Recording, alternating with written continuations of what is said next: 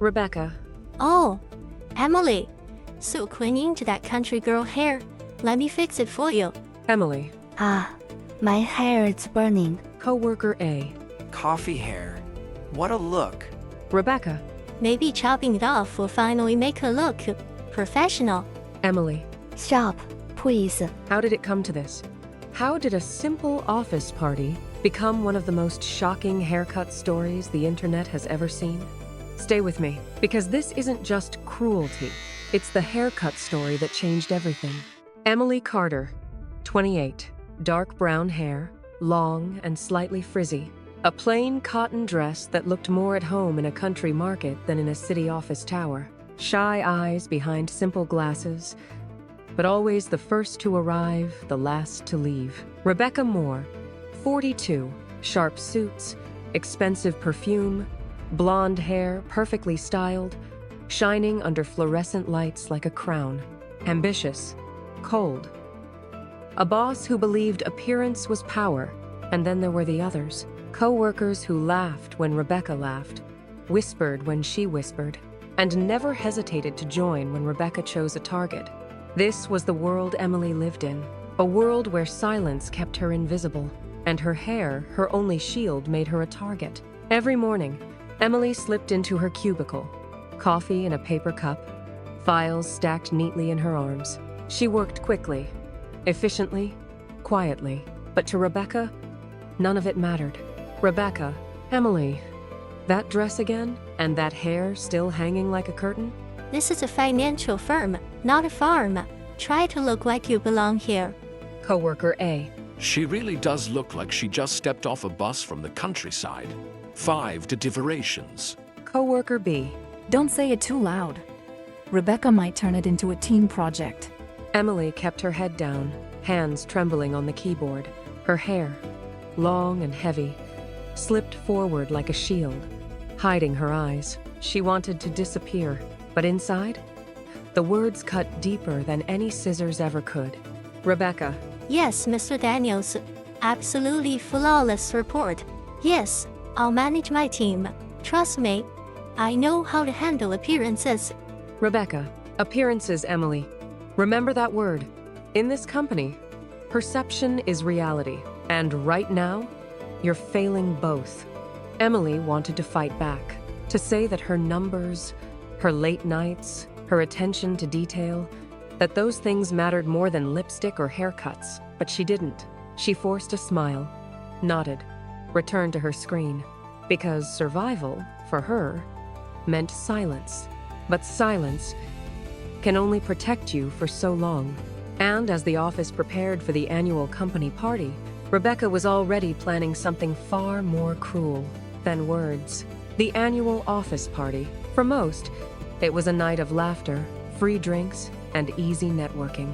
For Emily, it was a chance to blend into the background, to survive unnoticed.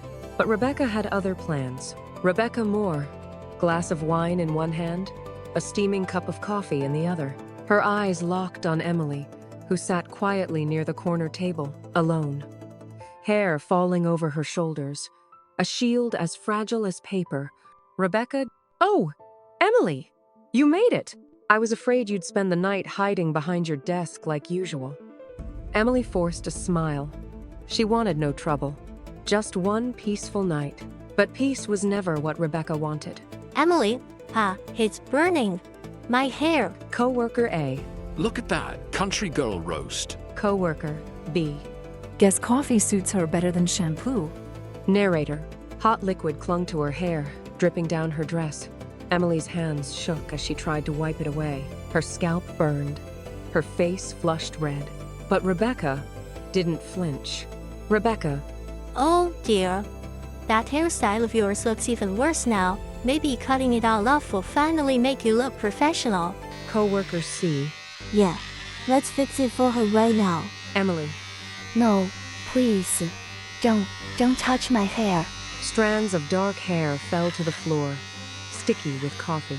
One snip at a time. Her dignity unraveled. Emily. Please, stop, please. And no one stopped them. Not one hand reached to protect her. Because in that room, Cruelty was entertainment, and Emily Carter was the joke of the night. But the night wasn't finished, because humiliation was only the beginning. The party ended, but the shame didn't. By morning, the video had already spread online. Emily Carter, the coffee girl, clips of her crying, hair cut, played over and over again on strangers' phones. Coworker A. Did you see the comments? People say she looks like a scarecrow. Coworker B. Rebecca's a genius. That haircut actually improved her. Emily hid in the restroom. By the time she stepped out, her once long hair was jagged, cropped, unrecognizable. But humiliation wasn't the end. It was only the setup for something worse. Rebecca. Emily, in my office. Now. Rebecca stood behind her desk, arms crossed, eyes like daggers. On the table, a folder of missing financial reports. Rebecca. These files. Gone. And guess whose login was used to access them? Yours. Emily, no. No, I didn't. I would never. Rebecca. Save it. You've embarrassed this company enough with your little performance at the party. Now you're costing us clients. Emily's chest tightened. She wanted to scream, to fight, to beg someone, anyone to believe her. But the office was silent. Her co-workers watched through the glass wall, none willing to speak. Rebecca. Effective immediately. You're terminated. Clean out your desk. Security will escort you. Emily. Please, please, I didn't steal anything. I swear. Rebecca. Goodbye, Emily. And just like that, it was over. Her job, her reputation, what little dignity she had left. Emily Carter walked out of that building with nothing but a cardboard box and hair that no longer felt like her own. But life has a way of turning the cruelest endings into unexpected beginnings. Because soon, Rebecca Moore's perfect world would shatter, and the only person who could save her was the woman she destroyed. Days passed. Emily wandered the city with resumes in hand, but doors closed as soon as they opened. The video, the whispers. She was branded, unhirable. That night, rain poured like judgment. Emily clutched her umbrella, waiting at the bus stop. And then, the sound. A black sedan spun out, slammed into a pole. Steam rose from the hood. Glass shattered across the pavement. Inside, Rebecca Moore. Emily. Oh my God. Rebecca. For a moment, Emily froze. Memories hit her like lightning. The hot coffee, the scissors, the cruel laughter. The word goodbye stamped on her life. She could walk away. No one would know. No one would blame her. But Emily didn't move away. She moved closer. Emily. Hang on. I got you, just hang on. Rebecca. Help! It hurts. I can't. Emily.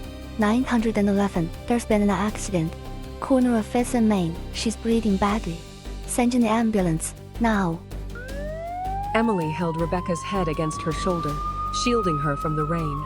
Her own tears mixed with water running down her face. Minutes later, paramedics arrived. They pulled Rebecca onto a stretcher, but not before Rebecca whispered, through pain and disbelief. Rebecca. Why? After all I did to you. Emily. Because no one deserved to be left to die. Not even you.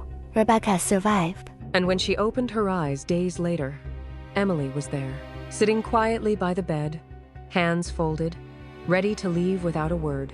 But the truth had already surfaced. The stolen files traced back to the very co-workers who mocked her. The prank, the coffee, the haircut, all exposed. For once, Rebecca Moore faced the mirror and saw the monster she had become. Rebecca.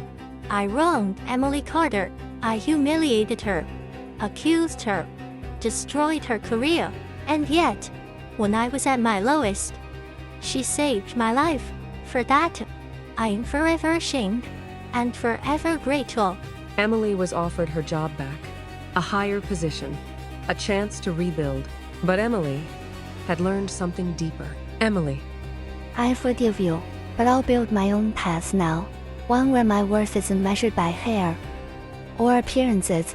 And so, the woman once mocked, shaved, and shamed, walked forward with dignity. Not because the world gave it back to her, but because she chose to claim it for herself.